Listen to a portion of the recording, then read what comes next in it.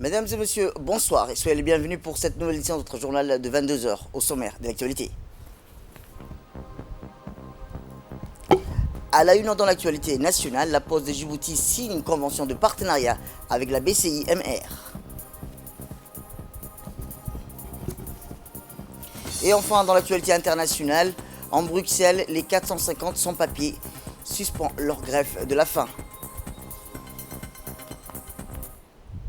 C'était le titre. Merci si vous nous rejoignez. À la une dans l'actualité, le ministre de la Communication chargé des Postes et des Télécommunications, M. Redouane Abdoulaye Badone, a pris part par visioconférence à la réunion du comité de pilotage du processus d'ouverture du capital de l'opérateur national de télécommunications, Djibouti Telecom. L'objectif de cette rencontre a une signification particulière car il demeure aujourd'hui évident que les technologies de l'information et de la communication, l'éthique, constituent un des instruments incontournables pour le développement en Afrique et en particulier pour la République de Djibouti, qui jouit d'importants atouts géostratégiques et d'infrastructures antiques. Le ministre de la Communication, chargé des postes et des télécommunications, M. Redouane Abdoulaye Badone, a rappelé que l'entrée d'un acteur de premier plan au capital de Djibouti Telecom pourrait traduire dans les faits la vision du chef de l'État, son Excellence Ismaël Merguele, qui lui, les services de haut débit Internet doivent à court terme passer du statut de produit de luxe à celui de grande consommation, une meilleure qualité des services de télécommunications avec des tarifs plus attractifs pour les consommateurs. Il a souligné aussi l'arrivée d'un second acteur au capital de Djibouti Telecom permettra, a-t-il dit le ministre, de renforcer la position de notre pays en tant que hub de télécommunications pour la région et même pour le continent africain. Autre actualité nationale, le ministre de l'Énergie, M. Younis Ali Guedi, a présidé l'atelier de validation de la stratégie du plan d'action de l'Office de développement de l'énergie géothermique, l'ODEC, et les échanges sur les projets financés par la coopération allemande au Kempinski Hotel. Un plan d'action étalé sur 4 ans est destiné à développer les immenses ressources géothermiques de notre pays et qui sera exécuté par l'ODEC. Dans l'optique de l'énergie durable, Djibouti s'emploie à exploiter ses ressources chaudes. Notre pays dispose naturellement plusieurs sites ne sont que peu exploités et Djibouti cherche urgemment des ressources énergétiques. Dans une réalisation tout à fait simple, un nouveau cadre légal et administratif, industriel et communal, une législation se met en place pour le développement géothermique locaux, site à vision qui servira à produire de l'énergie essentiellement.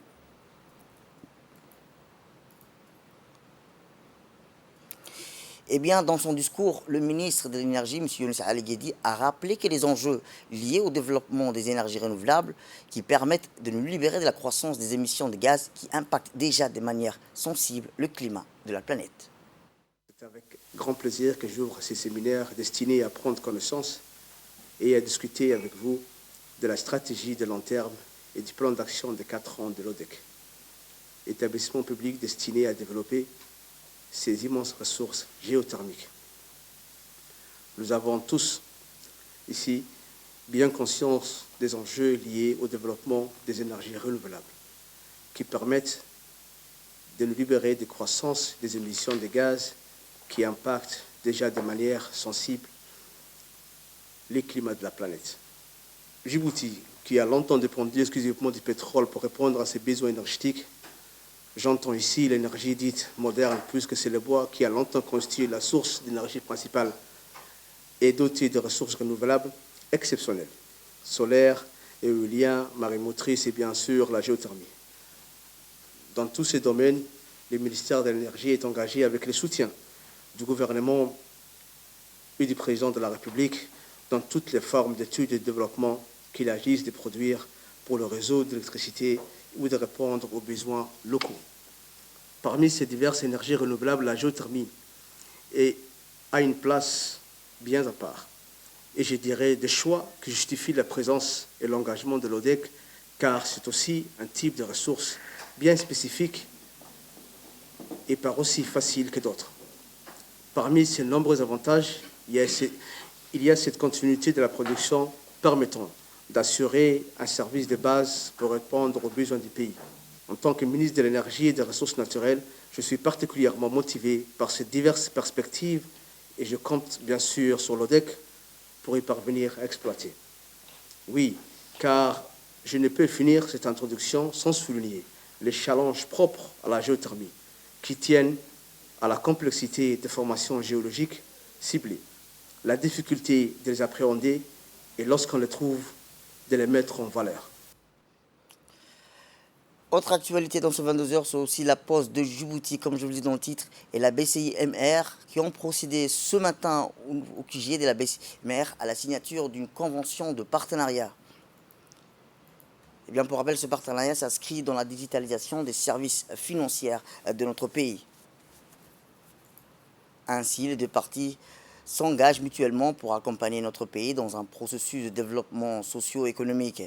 C'est dans ce sens que le directeur général de la Poste de Djibouti, M. Bahnan Al-Meidel, et le directeur général de la BCI-MR, M. Régis Bariak, ont paraphé aujourd'hui les documents officiels d'un partenariat dans la distribution des cartes prépayées.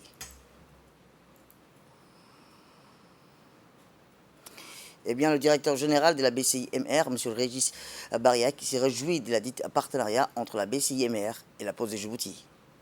Après l'ouverture d'Obok en décembre dernier, de Dikil en février, nous allons assurer notre présence à Arta grâce à ce partenariat. Et encore un grand merci de la confiance de la Poste pour nous avoir proposé ce local qui est extrêmement bien situé sur le centre d'Arta.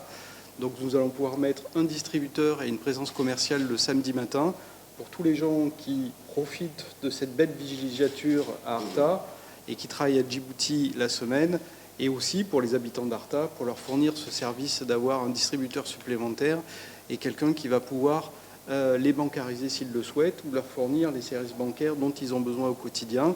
Plus de digitalisation, plus de cartes, c'est aussi la modernité du pays. On travaille ensemble pour cette modernisation. On était déjà très content d'être la première banque de signer un accord sur les enveloppes pré-timbrées afin de distribuer le courrier à Djibouti. Donc ça, on a conclu ça en fin d'année dernière. Donc c'était un pas important aussi dans cette collaboration avec la Poste. Et on est ravis aussi, en tant que banque, de financer le développement de la Poste dans ses investissements au quotidien. Donc pour moi, c'est un partenariat qui est extrêmement fructueux. Et j'espère qu'il y aura d'autres étapes dans ce partenariat. Et encore un grand merci, cher ami, de cette confiance, puisque c'est pour nous un moment important et finalise notre présence et notre implantation géographique dans tout Djibouti, à Djibouti-Ville, mais surtout en région, qui me tenait beaucoup à cœur depuis que je suis arrivé il y a maintenant un peu plus d'un an. Encore un grand merci de cette confiance et de ce partenariat. Eh bien, le directeur général de la Poste de Djibouti, M. Bahnan Al-Meidel, a souligné que ce partenariat permettra de renforcer la coopération entre les deux institutions. Écoutons-le. La Poste, de par son réseau et sa capillarité sur le territoire national, avec ses 10 agences situées dans tous les chefs-lieux, permet ce genre de partenariat, permet un partenariat gagnant-gagnant avec des institutions financières, bancaires. Et nous sommes très contents et très fiers d'avoir la BCI avec nous. La BCI qui est une banque historique, qui est la plus grande banque de ce pays, et qui nous fait confiance aussi pour pouvoir avoir une fenêtre, se rapprocher de la population, car c'est aussi le rôle de la Poste, se rapprocher des populations, surtout les plus sensibles. Et la BCI permet avec ce partenariat d'être plus près de ses clients et de ses futurs clients. Et nous sommes très heureux de ce partenariat. De plus, comme le directeur l'a rappelé, c'est aussi la première banque qui nous a fait confiance pour les enveloppes pré-timbrées. C'est un nouveau principe d'enveloppe que nous utilisons pour tout ce qui est facturation et recouvrement par rapport aux banques et aux institutions financières. Et on a déjà fait un pas à ce niveau-là. Et la BCI a toujours été pionnière. Et nous sommes très contents de continuer dans ce sens-là et même d'accéder à encore plus de services et de digitalisation avec, comme le disait le directeur général, avec la modernité actuelle. Et enfin, dans l'actualité nationale, la fondation Diwan Al-Zakat, affiliée au ministère des Affaires islamiques, a mis en œuvre aujourd'hui le projet de sacrifice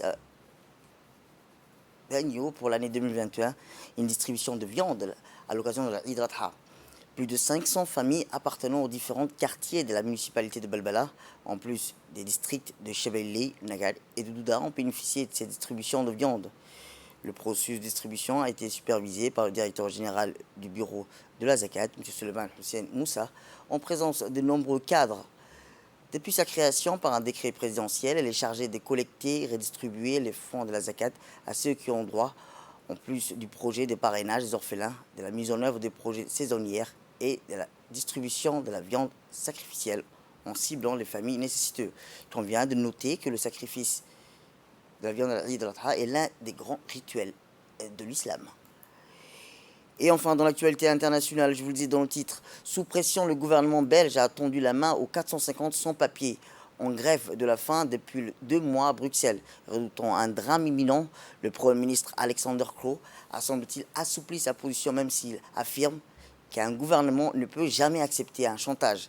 Ces 450 migrants en situation irrégulière, majoritairement originaires du Maroc et de l'Algérie, réclament des titres de séjour avec succès au marché du travail. Les dernières propositions du gouvernement ont été expliquées au comité de soutien des sans-papiers et à la grève de la faim qui a été suspendue mercredi après-midi. C'est la fin de cette édition. Merci à vous de nous avoir suivis. Restez avec nous pour la suite de nos programmes télévisés et bon week-end à vous.